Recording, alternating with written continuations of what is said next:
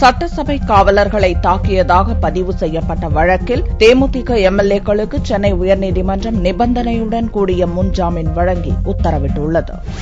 தமிழக சட்டசபையில் கடந்த 19ஆம் தேதி வியாழனன்று எதிர்க்கட்சி துணைத் தலைவர் மோகன்ராஜ் பேசுகையில் ஜெயலலிதா குறித்து கூறிய வார்த்தையால் கலவரம் உண்டானது. சபாநாயகர் உத்தரவுப்படி தேமுதிகவினரை சபை காவலர்கள் வெளியேற்ற முயன்றபோது உதவி ஆய்வாளர் விஜயனை தாக்கியதாகவும் மிரட்டியதாகவும் புகார் கூறப்பட்டது. இது தொடர்பாக தலைமைச் செயலக போலீசார் 2 பிரிவுகளின் கீழ் வழக்கு பதிவு செய்தனர். இந்நிலையில் தேமுதிக எம்எல்ஏக்கள் சந்திரகுமார், தினகரன், சேகர் ஆகியோர் தங்களுக்கு எதிராக பொய்யான புகார் தெரிவிக்கப்பட்டுள்ளதாக கூறி சென்னை உயர்நீதிமன்றத்தில் முன்ஜாமீன் கோரி மனு தாக்கல் செய்திருந்தனர். இம்மனுக்கள் நீதிபதி தேவதாஸ் முன்னிலையில் செவ்வாயன்று விசாரணைக்கு வந்தது. தேமுதிக கொறடா சந்திரகுமார் மீது வழக்கு பதிவு செய்யப்படவில்லை என்று தெரிய வந்திருப்பதால் மற்ற இருவருக்கும் முன்ஜாமீன் வழங்கும்படி தேமுதிகவினர் சார்பில் ஆஜரான வக்கீல் கோரிக்கை வைத்தார். தேமுதிக எம்எல்ஏக்கள் தினகரன், சேகர் ஆகிய இருவரும் தலா 15,000 ரூபாய் பிணை தொகை செலுத்தவும், வாரத்தில் திங்கள், வெள்ளி ஆகிய தினங்களில்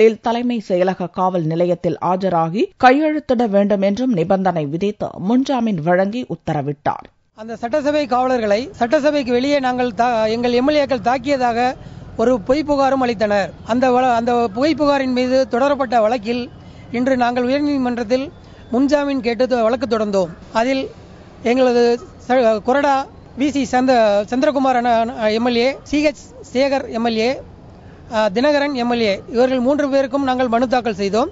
விசாரணையின் போது விசி சந்திரகுமார் அவர்கள் மீது எந்த வழக்கும் இல்லை என்று பப்ளிக் ப்ராசிக்யூட்டர் கூறினார்.